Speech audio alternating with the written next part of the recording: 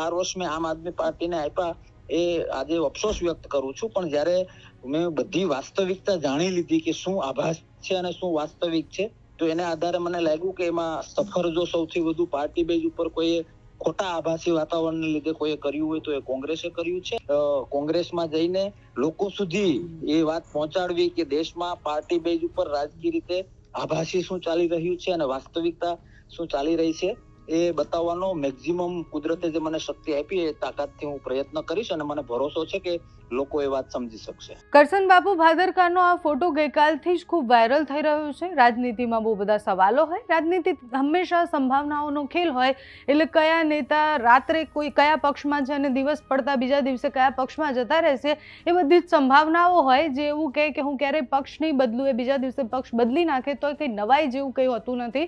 કરશન બાપુ ભાદરકાએ આમ આદમી પાર્ટીમાંથી રાજીનામું આપ્યું। રાજીનામું આપતા એવું કહ્યું કે મારી તબિયત, મને જે હાર્ટમાં તકલીફ છે એના કારણે હવે હું વધારે સક્રિય થઈને કામ ન કરી શકું, એટલે હું આમ આદમી પાર્ટીમાંથી રાજીનામું આપું છું। ત્યારે પણ અમે એમને જ સવાલ કર્યો હતો કે આમ આદમી પાર્ટીમાંથી રાજીનામું આપવા પાછળ એ ખરેખર તબિયત છે કે પછી તમારે રાજનીતિ તમને આમ આદમી સાથે સેટ નથી થઈ રહી, બીજા પક્ષમાં જવું છે, બીજા પક્ષમાં જઈને રાજનીતિ કરવી છે, પક્ષ પલટો કરવો છે, એટલે તમે રાજીનામું આપી રહ્યા છો।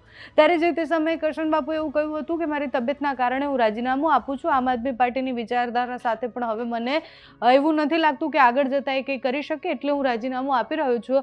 એ કરશન બાપુ આજે કોંગ્રેસમાં જોડાવાના છે। અમિત ચાવડા સાથેનો એ ફોટો અને એ ફોટો પછી કોંગ્રેસમાં એ આજે જોડાય, એટલે આજે ફરીથી અમને એવું થયું કે અમે કરશન બાપુને ફોન કરીને પૂછીએ કે તમે તો એવું કહેતા હતા રાજનીતિ નથી કરવી, સમાજ જીવનમાં થોડું ધ્યાન આપવું છે, તબિયત પર ધ્યાન આપવું છે, અચાનકથી કેમ તરત જ કોંગ્રેસમાં જોડાવાનો વિચાર કર્યો? તો ત્યારે એમણે એવું કહ્યું કે 2022માં જે આમ આદમી પાર્ટી કોંગ્રેસ સાથે કર્યું એ આમ આદમી પાર્ટી એ ભારતીય જનતા પાર્ટીનું વેપન બનીને કામ કરી રહી છે, જે જનતા સુધી અવાજ પહોંચાડવો ખૂબ જરૂરી છે અને જનતાના લાભ માટે હું કોંગ્રેસમાં જોડાઈ રહ્યો છું। જે પણ માણસ એટલે એ કોંગ્રેસમાંથી કોઈ ભારતીય જનતા પાર્ટીમાં જાય કે કોઈ પણ પક્ષમાંથી કોઈ પક્ષમાં આવે એવું જ કહે કે હું જનતા માટે જોડાઈ રહ્યો છું, જનતાના મુદ્દા ઉપાડવા જોડાઈ રહ્યો છું, જનતાના ફાયદા માટે જોડાઈ રહ્યો છું, પણ એ જનતાને બહુ જ સારી રીતના ખબર છે કે એમાં કોનો ફાયદો હોય છે ને કોનો નથી હોતો। કરશન બાપુ સાથે આજે જે વાત થઈ છે તે તમે સાંભળો। કરશન બાપુ આજે કોંગ્રેસમાં જોડાવાનો છે, એક ફોટો સોશિયલ મીડિયા પર ખૂબ ચર્ચાનું કેન્દ્ર પણ છે કે જેમાં અમિત ચાવડા સાથે તમે બેઠેલા છો। જે તે સમયે આમ આદમી પાર્ટી છોડી ત્યારે તમે અમારી સાથે વાતચીતમાં જ એવું કહ્યું હતું કે રાજનીતિ નથી કરવી હવે અને તબિયત ખરાબ છે એટલા માટે રાજનીતિ છોડી રહ્યો છું, આમ આદમી પાર્ટી છોડી રહ્યો છું। જી, મેં રાજનીતિ હવે નથી કરવી એવું સ્ટેટમેન્ટ આપેલું નથી અને હું હવે પછી આમ આદમી પાર્ટીમાં નહીં જાઉં એ ટાઈપની મેં સ્ટેટમેન્ટ આપેલું છે। તબિયતની વાત હોય તો એ ક્યારે પણ સાચું હતું ને આજે પણ સાચું છે, તે જગ જાહેર છે કે મેં બાયપાસ કરાવેલી છે અમદાવાદ સિમ્સ હોસ્પિટલમાં અને જે તે સમયે તમારે થોડીક શેડ્યુલ માટેની રીતની જરૂર હતી।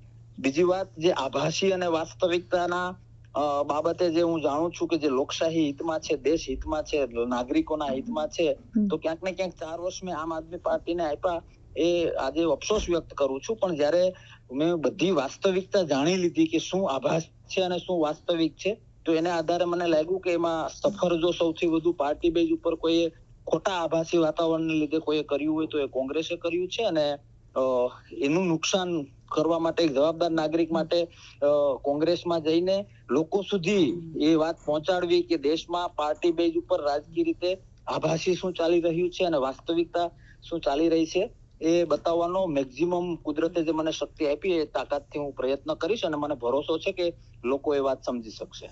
કરશન બાપુ, આમ આદમી પાર્ટીમાંથી કોંગ્રેસમાં જતા રહો એનાથી બદલાઈ શું જશે? વિપક્ષની ભૂમિકામાં જ છે બંને અને આમ આદમી પાર્ટી જે રીતના 2022માં લડી 2027ની અત્યારથી તૈયારી કરી રહી છે, કોંગ્રેસમાં કેમ જઈ રહ્યા છો અને બદલાશે શું તમારા કોંગ્રેસમાં જવાથી? જી, પક્ષ અને વિપક્ષથી ઉપર એક વિચારીએ તો લોકશાહીનું હિત છે, જનતાનું હિત છે। જ્યારે કોઈ આભાસી, ખાલી માત્ર આભાસી કે જ્યાં પરિપક્વતા નથી, જ્યાં દીર્ઘ દ્રષ્ટિ નથી, જ્યાં ઉદ્દેશ નથી, જ્યાં લોકશાહીનું હિત નથી, જ્યાં ખેડૂતોનું હિત નથી, આવી બધી બાબતો માત્ર આભાસી ઊભું કરીને કોઈ પણ સંગઠન કે કોઈ પણ પાર્ટી કે કોઈ વ્યક્તિ કે સમૂહ કરી રહ્યો હોય તો જવાબદાર નાગરિક તરીકે, લોકશાહીના સાચા પ્રેમી તરીકે એ આપણો ધર્મ છે, આપણું કર્તવ્ય છે કે આપણે વાસ્તવિકતા લોકો સુધી પહોંચાડવાની। કોઈ આઈડિયોલોજી હોવી એ એક અલગ વસ્તુ છે અને લોકશાહીનો એક ભાગ છે, સ્વતંત્રતાનો એક ભાગ છે. એની સામે એક આભાસી આઈડિયોલોજી કે જે બીજી આઈડિયોલોજીને સપોર્ટ કરવા માટે એનું વેપન બને છે, તો આ ખુલાસો જનતા સુધી પહોંચાડવો જોઈએ, લોકો સુધી. પછી તો લોકો શાણા છે, બધું સમજશે શું કરવું શું ન કરવું, પણ વાસ્તવિકતા બતાવી જશે. એટલે શું ફરક પડશે એનો સીધો જવાબ એ છે કે લોકો જે આભાસી વાતાવરણમાં ક્યાંક ને ક્યાંક વાઘ આવ્યો હકીકતમાં સસલું નથી, એ વાસ્તવિકતા હું મારી પૂરી શક્તિથી લોકો સુધી પહોંચાડવાનો પ્રયત્ન કરીશ. પછી લોકોએ શું કરવું એ લોકો નક્કી કરશે. જી કરજણ બાપુ, વિપક્ષ તરીકે આમ આદમી પાર્ટી સામે વિરોધ હોય કે પછી સત્તા પક્ષ સામે હોય? જી, સત્તા પક્ષ. અને હું ફરીથી રિપીટ કરું છું કે કોઈ પાર્ટી હોય એ પાર્ટી સત્તા પક્ષના વેપન તરીકે કામ કરવું એ લોકશાહીના દુશ્મન જેવું કામ છે, જે આમ આદમી પાર્ટી કરી રહી છે. Okay Karjan Bapu, G, thank you so much.